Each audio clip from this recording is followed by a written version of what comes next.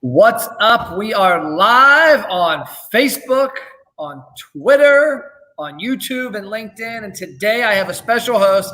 I have the man, the myth, the legend, just like Cher, just like Prince, goes by one word, DELO. What up? What's up, man? Makes it easier for sure. DELO. That's it. So I guess introduce yourself to the Map Flap world online. Yeah,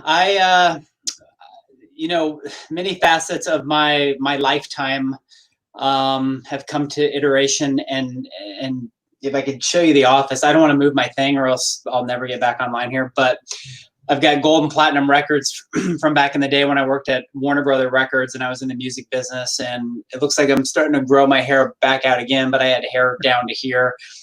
This whole thing is just, it's my Corona madness beard. I'm not 105. I'm actually 46. Yeah. So I'm not really that old. But through the music business and all that, I pivoted and I created a company called Bar and Restaurant Insurance. And so I've been primarily specializing in insurance for the hospitality industry for about 22 years. And, insurance is one of those items like taxes and anything else. Nobody really wants to pay or deal with it until they really need to deal with it or they need it.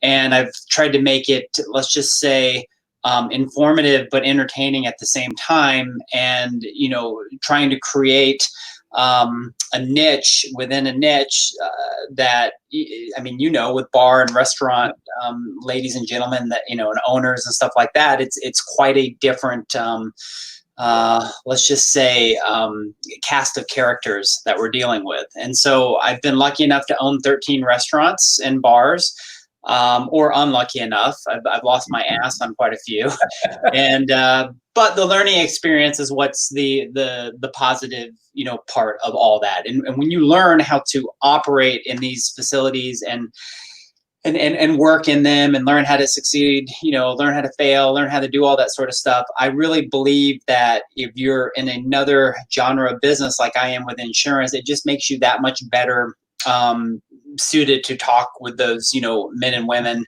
that own these establishments. So I have a lot of fun with it, and as you can tell, and everybody can probably tell watching, that this is a day and age of something entirely new, a lot of pivoting, a lot of just craziness going on that I'm like, wow, every day is quite the adventure. Mandatory masks now in Arizona. All sorts of stuff. But anyways, that's me, what I do and who I am today, I guess. Now, I found you. I was searching. This has probably been 2 months ago. I was searching for podcasts for the restaurant world because I'm always trying to hear different perspectives, different angles. I came across your podcast, the Restaurant and Bar podcast. Yeah. And then I found you on Instagram, and I'm like, man, who is this crazy guy? Because he looks pretty free-spirited. That resonated with me because so many times the people I come across online are trying to put on this perfect Instagram world. Right. And be completely politically correct and be completely in a box. It's kind of like me. I had struggled with a while when I adopted the color orange a long time ago, and I always wore just my golf shirts. I eventually, I'm not a golf shirt guy as much. I'm going to wear some T-shirts. I want to wear orange shoes all the time, and little things like that you kind of add to your personality. But you really stick out online, your personality and what you do, because you bring you to the table. Well, yeah, thank you, and I appreciate that. It doesn't go without having fear or having some sort of fear when you're first starting. And I know for a lot of people starting in their career or at any time in their life, sometimes there's this self-evaluation of what others are thinking, when really in the long term of it, nobody gives a shit, So I've had to really, work on myself, and albeit I'm a very outgoing person and I am who I am. And so at the end of the day, if I, with a passion and with the knowing that I am always doing the right thing and that my heart is always in a place of love and it's always there to really help people, then that allows me really the freedom to just always be me and who I am and put it out there. And I've also always subscribed to there's no such thing as perfection. We're always waiting for perfection. You're just never going to get to the, to the next step. And so I never wanted to, not, it's and social media and building a business and all that, even a restaurant, it's so true to that measure, because when you look at my feed, or you look at the stuff that I post out there, or you look at the information that I give, it's always pivoting. There's always something that's changing, and that's okay. What was yesterday is not today, and what is today is today. And so you don't have to have the most, kick-ass, edited videos, or, the most, kick-ass, photos from a professional photographer, or this and that. You just need to put yourself out there. When I say you need, I'm trying to be gestalt, but for me, I just need to put myself out there and then see who it resonates with and how and what. And if it does, totally cool. If not, that's still totally cool. It's just still allowing me to be me. And I think having that freedom within myself and doing all that stuff just allows me to do a lot more good for a lot more people, because I'm comfortable. Yeah, I put in there, follow you on Instagram, and they'll thank me later, because I think you bring a lot of good stuff to it. You said something there that I'll tell a quick story on me about, is that I didn't do video for a long time, even though I was preaching. I had my marketing firm since 2008, and I was preaching to clients back since 2008. Get on video, tell your story, be visible. And one of the reasons I didn't do a lot of it was we all hate ourselves on video. We hate how we sound, how we look. We notice something nobody else does, but also we struggle to have it. The lighting's got to be perfect. The colors, you can't say, you can't touch your face. All this other stuff. And it kept me from being perfect. I'll never forget it. It was about 3 years ago. I was in my green room of my house, and the part of my basement I made into a green room. I would do these really cool videos, probably way too cool because they didn't resonate. And it took me, no lie, 4 hours to do a 2-minute video. And I remember laying in bed that night. My neck was just blown up. I remember telling my wife, it was like 9:30, 10, like, hey, I'm going to the basement real quick. I got to pop out this video. I'll be up in bed. Like 2 a.m. I make it. And I'm laying in bed. And that day earlier, I had done a live. I do a lot of live. I had done a live video.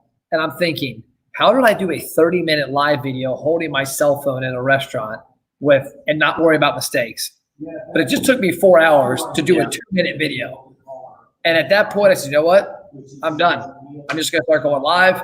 Like things like this. I would have recorded this in the past. And then afterwards added logos, made it look this, made things spin, and edited out things I didn't like. Now I'm like, you know what? It is what it is. I think that's something that holds a lot of, I do a lot of restaurants, and restaurants that holds them back from creating content because they feel like their brand has to be presented in a certain manner. Right. No, I think we're living in a day and age where people want to see more authenticity, more rawness, more, and this as well as I do, just based on, learning through the social media world. I think a lot of that comes into the awareness of Gary Vaynerchuk and such alike, because like for so many years, it was all about having the logo up there and making sure this was edited correctly and totally perfect. And again, there's just no such thing as perfection. And I just think that there's so much that you or myself or people watching or people out there have to offer. And a lot of times they may just hold that in because like, I may not like my voice. I may not like, how white my beard is. I may not. I'm just so, I'm so blessed and lucky at this point to have done the work within myself through my business coach and through other means, through meditation, to just not give a shit, Again, if it comes from love and it comes from a good place, then if you put it out there and somebody gravitates toward it, I think it's, it's totally fine. And I kick myself because I followed Gary Vaynerchuk like the first year he really started making things happen, long time ago. Yeah. And then I quit following him for probably 4 years. And I look back and I figured out why. I started following him again in the summer of 2017. And I look back, and the reason I stopped following him for like those 4 years, he was so far ahead.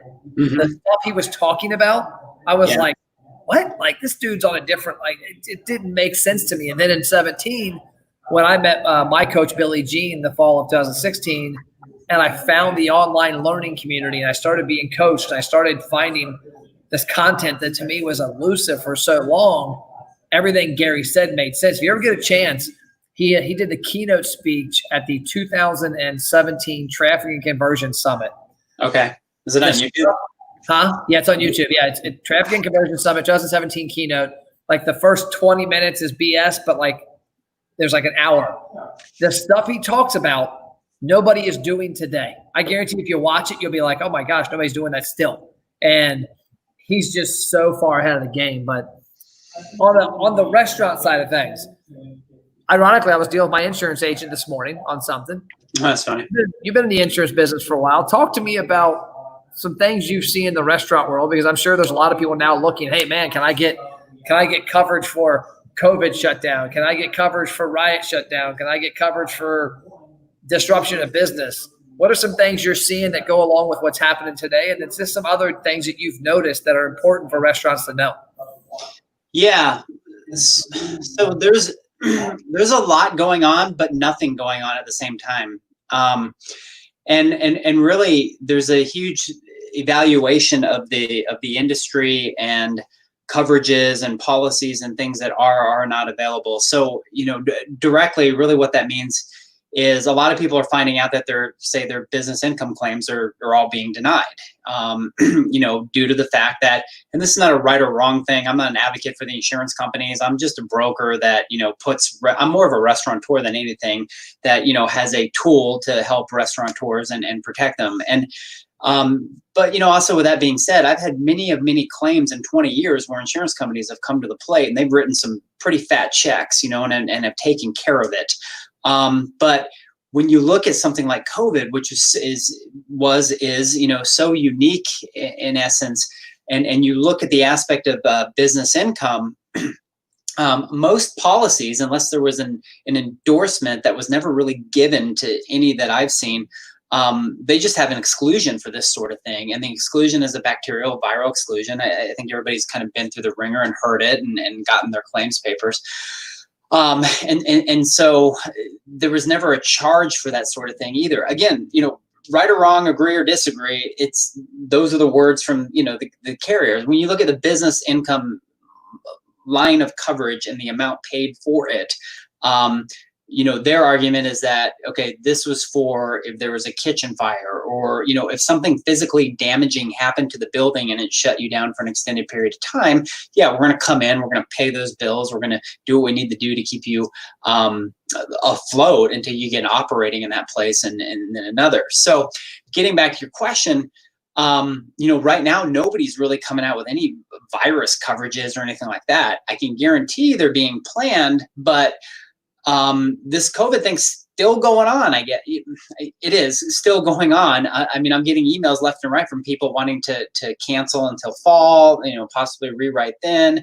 As I said, in Arizona, there's a mandatory mask sort of stuff. So they're not going to have any virus or bacteria coverages that I'm really aware of for restaurants, albeit any other business right now, because you're not going to insure a burning building. I mean, the building's still burning and it will continue to burn until who knows how long, until they declare this, not a pandemic anymore or whatever it is. But rest assured, you will see, just like terrorism coverage after 9/11, you will see some sort of pandemic coverage, and it will come with deductibles. It will come with sublimits, so you can buy 10,000, maybe you can buy $1 million, and obviously it'll be price turning towards that. I don't know that for a fact. I'm just kind of guesstimating based on, the history of what goes on in that sort of thing. With other insurance coverages and the way that places are reinventing themselves, which I'm sure, you've talked about endlessly, is the whole, the drive-through if they have one, the pickup, the online ordering, all that sort of stuff. So, technology plays a huge end, but on the insurance aspect, it's all about, well, hey, now I want to have my 18-year-old or 25-year-old worker, go and deliver, sandwiches around. So there's all sorts of different coverages and things that come into play that may not cover them for that sort of stuff. And so, as you had said, you talked to your insurance agent, this morning, as I've told everybody, it's very important wherever you are to have a good relationship with your broker if you own a restaurant, bar, or whatever, because there are things that they can say and do to the carrier, to the underwriter, to save you money now, to defer bills, to make sure that if you do got Joe who's 19 delivering sandwiches for you, and you don't have hired and non-owned, let alone any sort of delivery coverage, you could very well not be covered. So never make any of those assumptions that just because you have a policy that everything's in there. Talk to your broker. So yeah, I think what you said there too, the biggest thing I take away from all of that, have a relationship with somebody. In this day and age of buy everything online, buy your printing online, buy your shirts online, buy your banners, buy your insurance. I'm a person, everybody I spend money with, whether they're local or out of town, I have a relationship with. It's not a 800 number. My clients have relationships with myself and guys like Tom and Doug behind me, work with their programs. And I think that's important because you've got to have somebody you can turn to that's going to give you the right advice, that also has an understanding not only of the business, but of your business. And that's one thing that attracted me to you, a lot of your content, and see what you do. I love when I see somebody that's niched down, because especially you, the fact that you owned restaurants in the past and you know very well what needs to be insured. I remember one of my stories, this goes back a while, but it was my buddy in the insurance business in Cincinnati. He told a story one day at B&I. He said, hey, if anybody out there is thinking about doing this whole, this was right when I first started doing Uber, be careful. Make sure you have the right insurance. He said, because I just had a person that was doing Uber and at the same time was transporting product for their somebody's business to the property, and it was like chocolate or something, and something happened, and they got in a car wreck, and there was some melting, and there was also some other damage, and it wasn't covered because this person was doing this third-party driving, and they weren't insured for it. And so it's asking questions and having those conversations. Tell me about your restaurant background, because I don't know a whole lot about it, but what got you into the restaurant business? What got you out? Being at the time in my, late 20s, maybe, I was single. I was very single. I had a lot of fun, would hang out in the places that I insured. I felt it was a necessary sort of thing to go do the bottle service bullshit and, hang out with the, the owners and spend my money and all that. And it was great. I have zero regrets, but through all that, I made that's really, like you said, the relationship aspect of it. I have relationships from my early 20s up until now at 46 with the same people, writing, the same insurance for them, but we've all become friends. At the end of the day, we're all friends. We're all here to help each other. I just happen to have a trade that's, different from there. So during that time and during that process, you always get asked for money. I'm sure anybody watching this knows that, Sally or Joe or Betty has the next best idea, and they have a packet proposal sort of thing. And for 50K, you can get 2 points, or 100K, you can get this or that.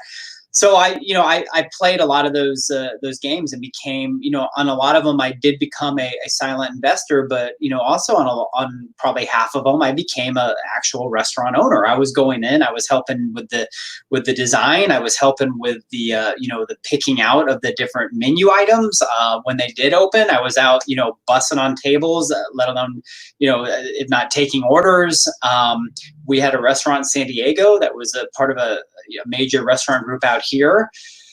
And I would get up, again, I was single, I had no life. So I would work insurance, and then I would get up on like a Thursday morning at 3 a.m. and I would drive to San Diego from Phoenix. I would work all weekend, doing everything from roll-ups to cooking to you name it, because we thought that this restaurant was going to be it was just going to blow up in Southern California.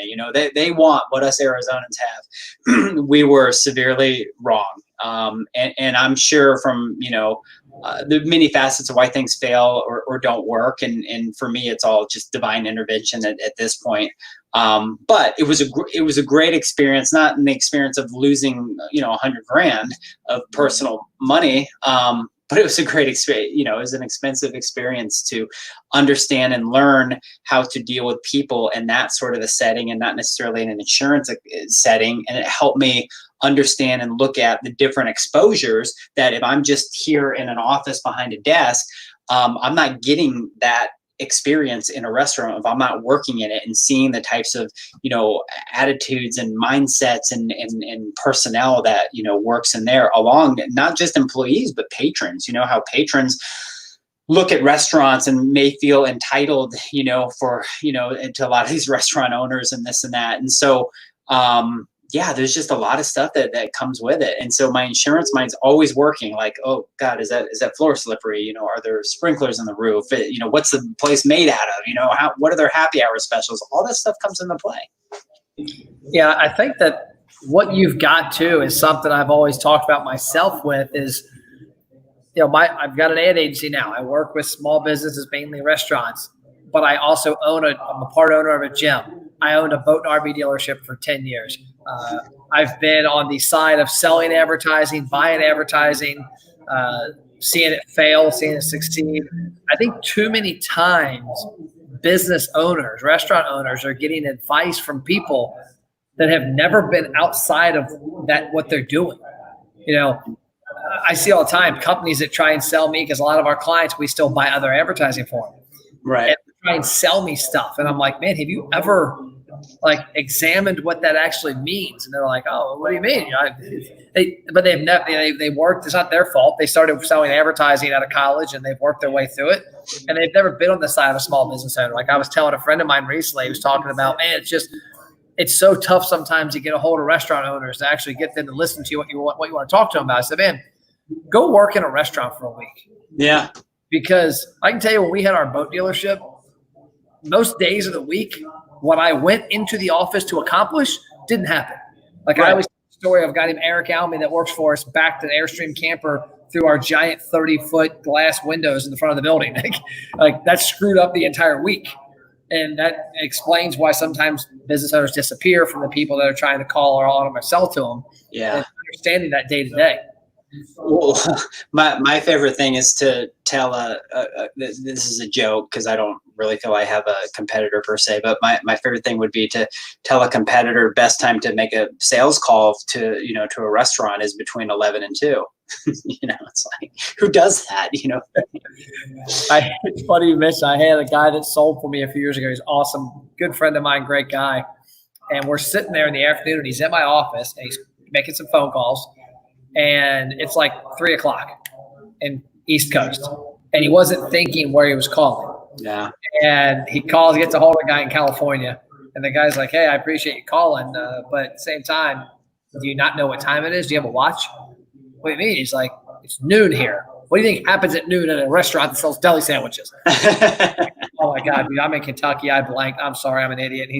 It was just funny because the same thing. A lot of times people don't realize those things. Yeah. No, it's an amazing experience to be where I'm at in this life and through all that's going on.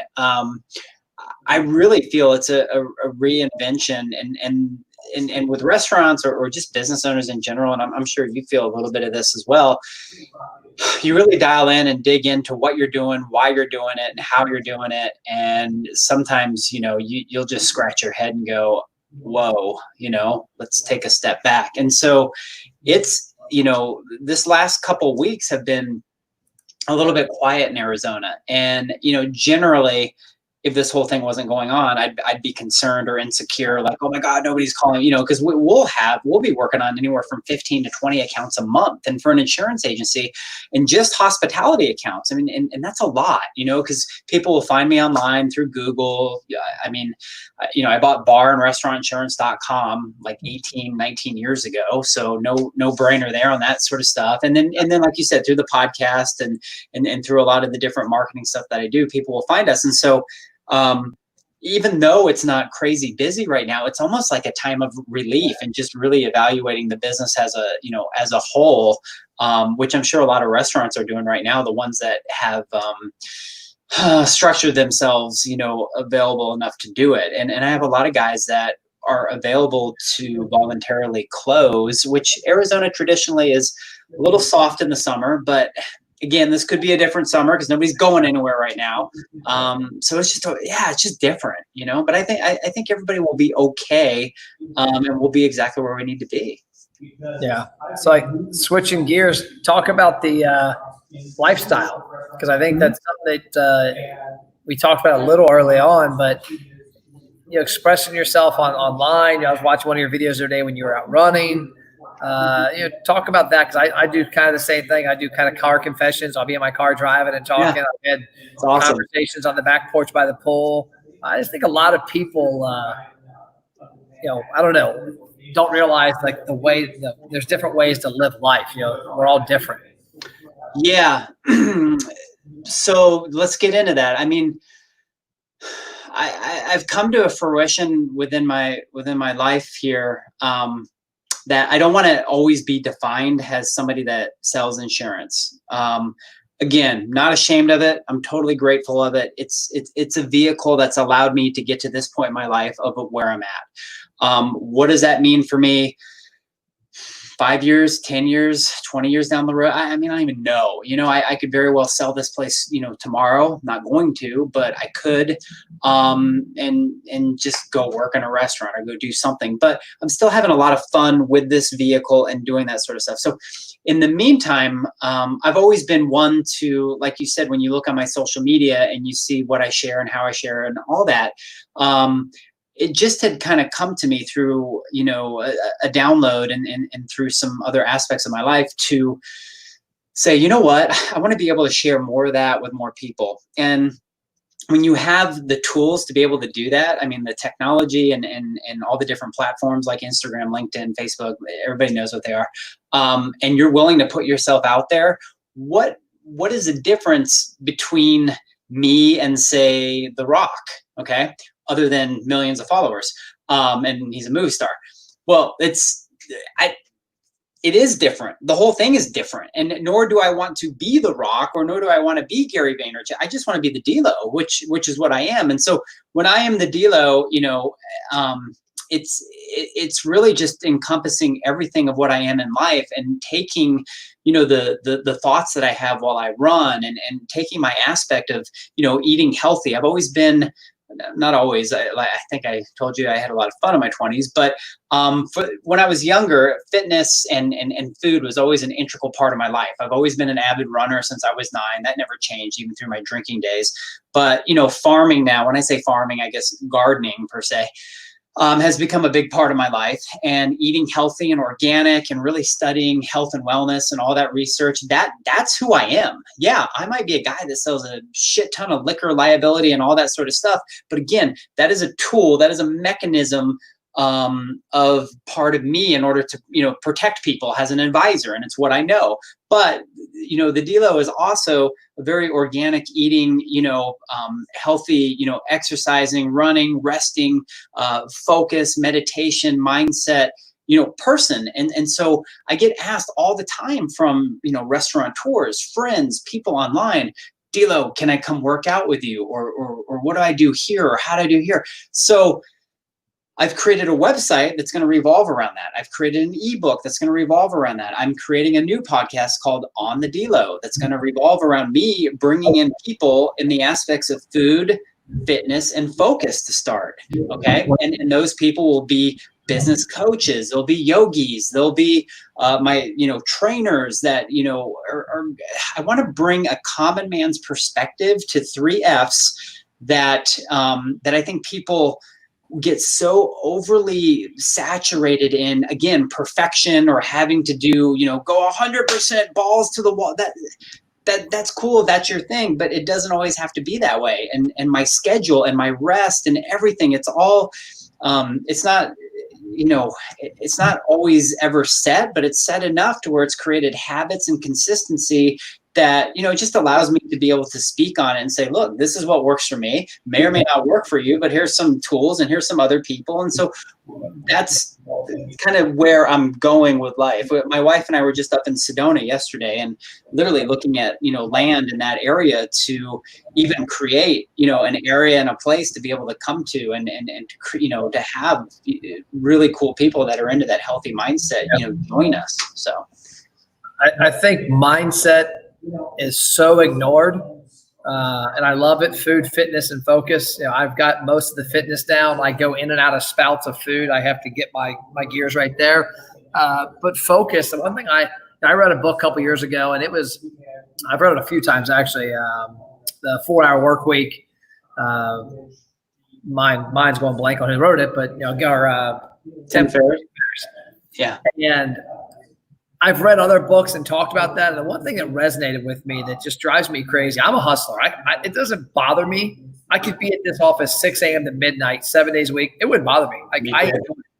But what I also enjoy is I enjoy swimming. I enjoy hanging out with my kids. I enjoy driving fast cars. I enjoy traveling. I was on vacation 2 weeks ago. My wife and I got back and booked a vacation for next month. 5 weeks later, I had friends like, what are you doing that for? I'm like, why the hell not? Why are you saving up to go to a vacation one time a year? Is my question out of your mind. And I think too many times everybody conforms. Like, I'm all for the hustle and the grind, but I'm also for, you know what? I can do what I'm doing until I'm 80. Why not vacation now? Like I saw a guy over Christmas. We went to Cozumel, and I was down the ocean by the little balcony. And I had my iPad out. I was making some notes, and he walks up and he goes, "You're not working, are you?" I go, "What do you mean?" He goes, "Well, you working?" I go, "Yeah, I knock about an hour, 2 hours every morning." "Well, why would you be working on vacation?" I go, "How many vacations did you take last year?" He goes, 2. I said, "Oh, I took 14. He goes, "What?" I go, "Yeah, I traveled 140 days That's awesome. this year." I said, "I combine what I do for a living, my family, and a little work." I said, I don't want to wait till I'm 70 years old and can't walk and I'm out of shape and unhealthy. And I said, mentally, it keeps me mentally here. The fact that I'm more motivated and exciting. But I think that's a huge aspect too, is I think that's why people don't have focus, is their focus is on a cubicle with somebody else's company in downtown Cincinnati versus right here. Right. And I think that's a great lesson. I think that story of what you said, 2 compared to 14. And, it's when you're able to, and vacation is different for everybody. It's, again, my wife and I are weird like that. Like, we're not big travelers. Like, we're not ones to get on planes and kind of do all that sort of stuff. And a lot of times we'll come home from vacation early because we just love our house so much. I mean, it's just crazy. We got 2 little mini Aussies that are pretty much our life. And when the weather is perfect out here, which, in our eyes is late September till, May, why leave home? So, vacation can very well be at home for us, just kind of relaxing around and doing stuff and this and that. But yeah, people definitely, I think, prosper when they take more time out for themselves and they don't become such a slave to what they think they have to become to. Because a friend of mine at Warner Brothers had always told me this, and it was kind of like that fear of missing out, especially on work or whatever. And he's like, it'll be here when you get back, and that's just always resonant. And it always is. It's like, still here. And I think vacation too. That's why I told her, it's funny you brought that up. I told a friend of mine, like, why I need vacation and why you need vacation are different. Yeah. I'm like, he's like, well, I can't afford to do that. I'm like, you can't afford to get a tent and go 20 minutes down the road and camp out for 3 days every 3 weeks. Yeah. I'm like, it's all about just putting yourself somewhere you really love. I love exploring places. I have a great house and backyard too. I could also see that if I could find a way to just disconnect my cable and no cars so I can't drive anywhere, that if I could personally stay in my backyard, same thing, it's a vacation.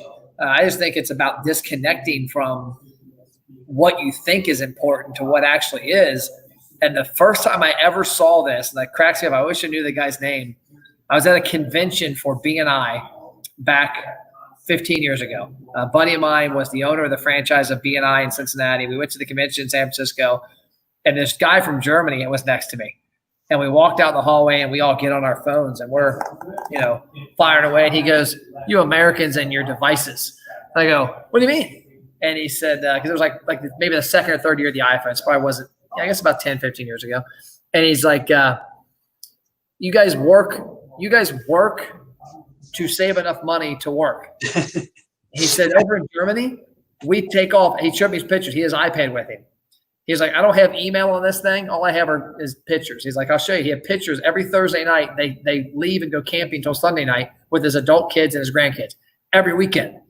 And he's like, you guys work to make money and buy crap. We work to get Thursday, Friday, Saturday, Sunday and have fun. And he said, when I left, I hand wrote about 20 notes. I mailed them to people in my area. When I get back, they'll have responded to the notes. And then I'll respond. If it's urgent, I'll call them or go to their office. Wow. I'm not going to email them. I'm not going to fax them. And it was funny just to see where the values were from a standpoint of living life versus working and then barely living. Yeah, that's I don't know. Sometimes I feel kind of like we got gypped, you know. When you look at like, you know, Sweden and you know, even some of those countries in Europe where it's like, oh, 2 o'clock, time for a siesta, you know, it's like just different, you know, different ways of life. But, you know, we're here where we're at, and I'm just trying to improve on what's resonating with me as I, you know, venture on in my journey in life. And I can tell you what is important to me at 46 is a lot different than what it was when I was 22. And, you know, I think recognizing that for me has been the biggest gift. So where can people find more information about you? How can they see what you're doing? Yeah. I love Instagram. So that's, you know, Instagram, the handle is at I am the DELO, DELO. That's one place. And then, you know, I have Facebook. You can really just type in, my actual name is David and then D Lorenzo. So, and I'm on LinkedIn and all that good stuff, even shamelessly on TikTok. But yeah, Instagram has kind of been my main focus, my main focal point right now. So there we go. There you are on Instagram. There I am. So I am the DELO, and I encourage you to get on there. I think there's some great messages on here. There's things that everybody kind of needs to think about. This was my favorite picture you ever did right here. Oh, thanks. Yeah, I did a whole photo shoot with those. So more to come to that. Those are going to be on the website and the ebook once I get that done. That's cool. I love it. Well, I appreciate you taking some time to Thanks hang out for having me. Yeah, this is awesome to be able to connect in this way. And I had originally learned about you through the Restaurant Resurgence Recovery platform, right? Yeah, I think so. But what's interesting is I saw a video of you prior to that from somebody that you trained based on marketing. So it's just, wow, you never know how we're all going to interconnect. It's a very small world. So be cool to each other. Well, cool. Well, hey, thank you, sir. I appreciate it. Have a great rest of the week and enjoy the weekend. Awesome. Thanks, Matt. I really appreciate you. And, you know, go get them, Orange. Cool. See you, brother. Later, man.